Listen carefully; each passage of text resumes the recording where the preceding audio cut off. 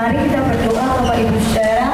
Bapak, kami mengucap syukur kalau sampai hari ini Engkau masih beri kami kekuatan, sukacita untuk kami boleh menerima segala anugerah Tuhan, kebenaran-kebenaran yang membangkitkan iman dan roh kami, pengertian-pengertian yang baru yang kami terima. Biar itu terus menolong kami menjadi impakter yang berkenan di hadapan-Mu. Terima kasih Bapak kalau sebentar kami juga hendak mendengarkan kebenaran firman-Mu. Roh Kudus bekerja, kami persilakan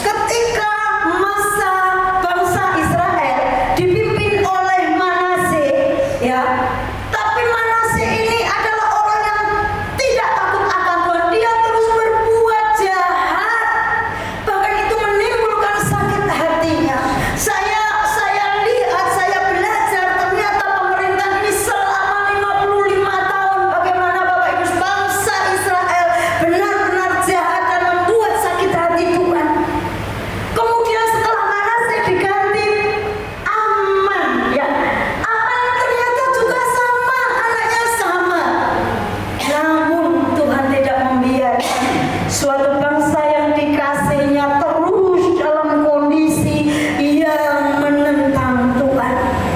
Dan di pemerintahan Yosia Tuhan pulihkan Israel. Masa pemerintahan Hizkia sungguh-sungguh mencari Allah, sehingga waktu itu pun ditemukan kitab suci. Orang Israel, orang Yehuda berbalik lagi dari jalan-jalan mereka yang jahat. Mereka benar-benar hidup dalam kebenaran. Dan ternyata Bapak Ibu Saudara, dari pemerintahan Hizkia, Daniel, Sadrak, Meshach, dan Abednego ini mengambil iman yang benar, api yang daripada Tuhan di pemerintahan Hizkia, sehingga ketika dia mengalami aniaya, dia katakan bahwa Tuhan sanggup menolongnya. Next, Mbak, di Perjanjian Baru, revive ini, ya kebangkitan ini berasal dari kata anasau, Bapak Ibu Saudara. Anasau itu menjadi hidup kembali untuk menyebutkan sesuatu yang telah mati karena suatu hal menjadi hidup kembali. Ini berbicara tentang hukum Taurat membuat orang malah semakin berdosa dan mati imannya. Namun kedatangan Tuhan Yesus memulihkan segala sesuatunya yang mati dibangkitkan kembali. Kemudian anasopureo ini berbicara menyalakan atau mengobarkan api hingga berkobar-kobar. Timotius diminta oleh Paulus untuk mengobarkan api itu. Jadi di Perjanjian Baru dikatakan next, menghidupkan kembali sesuatu yang telah mati dengan menyalakan dan mengobarkan api yang telah diberikan hingga berkobar-kobar. Bapak Ibu Saudara, dari sini saya ambil kesimpulan revival, yaitu kembalinya umat manusia kepada pengenalan akan Allah dan menyadari kehadirannya di antara kita. Ketika kita kembali kepada Tuhan seperti bangsa Israel, seperti kematian tadi, kembali kepada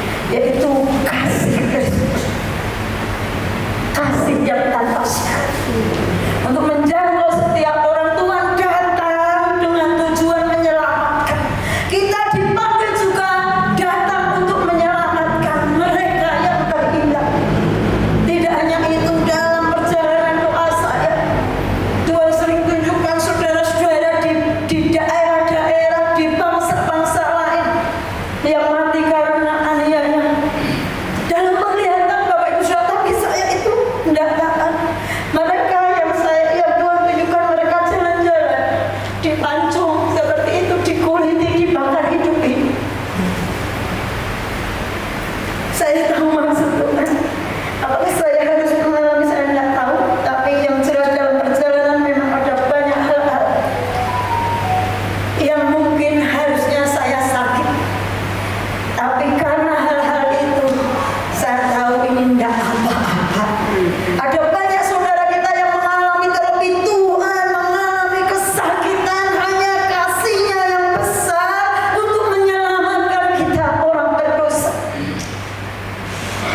Maka Bapak Ibu Saudara, ketika kita merindukan kebangunan rohani, siap-siap untuk memberitakan Injil, berita kabar tentang Yesus Kristus, bukan yang lainnya.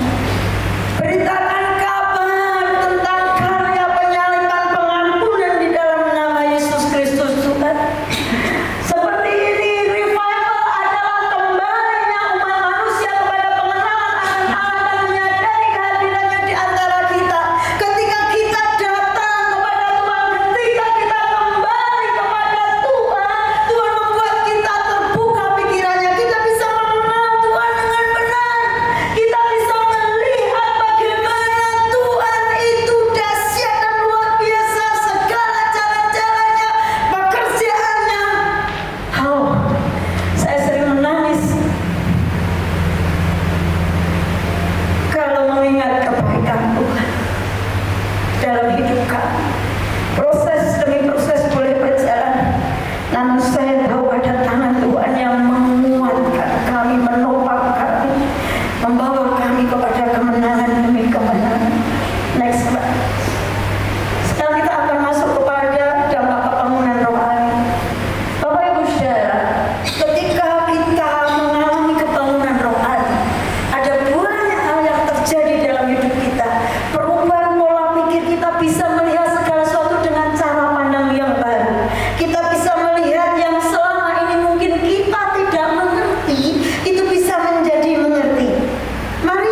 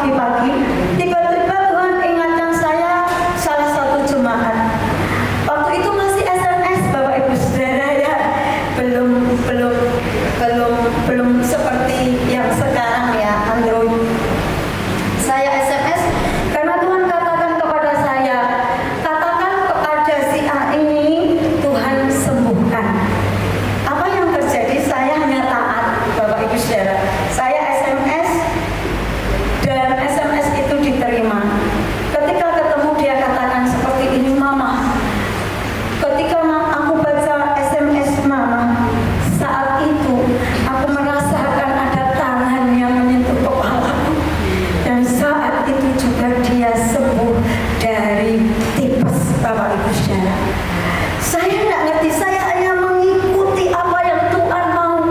Demikian juga Bapak Ibu Saudara, kalau kita mengikuti arah Tuhan yang mustahil menjadi nyata. Suatu pagi ada doa pagi di gereja, ketika saya berdoa terus Tuhan katakan benjolan-benjolan hilang. Saya nggak tahu ternyata di antara pendoa itu dokter sudah vonis untuk diambil karena ada benjolan di ketiaknya. Ketika dikatakan seperti itu, dia itu seperti disambar petir, ya. Seperti orang kesetrum dari kepalanya, dia rasakan sampai kakinya. Ketika dia pegang ketiaknya, benjolan itu sudah hilang. Tapi dia tidak langsung cerita, namun ketika ibadah dia saksikan. Bapak Ibu Saudara, dampak kebangunan rohani ini sungguh sangat besar.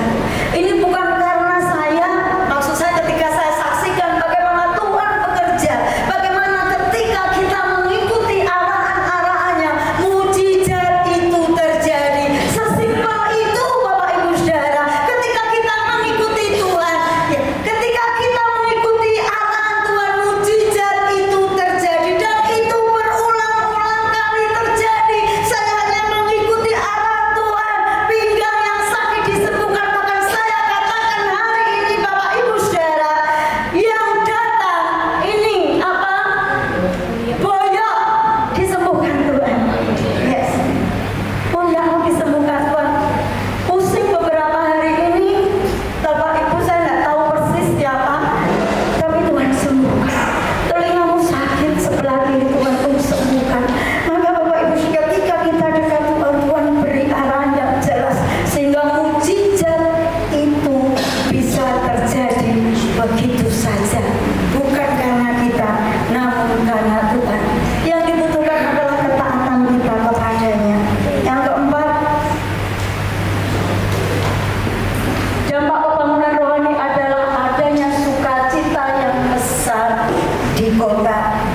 Kita akan baca Kisah 8 ayat 6 sampai 9.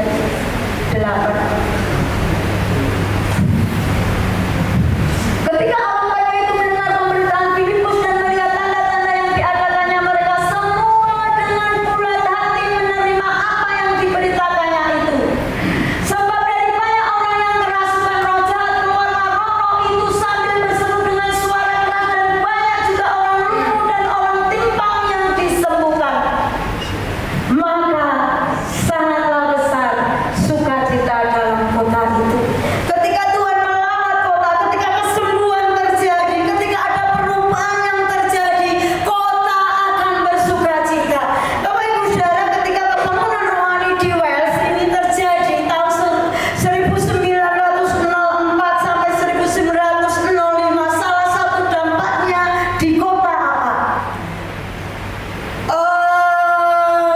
Tempat-tempat hiburan ini ditutup, ya. Jadi tempat-tempat hiburan ditutup, mereka kembali datang mencari Tuhan, mereka datang mencari gereja, datang beribadah. Toko-toko Alkitab habis, tidak ada persediaan karena mereka rindu, haus akan Tuhan. Saya percaya ketika ada kebangunan rohani atas kota kita, sukacita itu besar. Kita akan melihat orang bersukacita di kota-kota, di rumah-rumah, di jalan-jalan, karena Tuhan melawat. George Otis Junior mengatakan kebangunan rohani adalah perubahan suatu tatanan dalam masyarakat sesuai dengan kehendak Tuhan. Ketika ada kebangunan rohani, ada sistem-sistem yang akan diubahkan. Yang dulu tidak baik menjadi baik, yang dulu tidak benar akan menjadi benar, karena Tuhan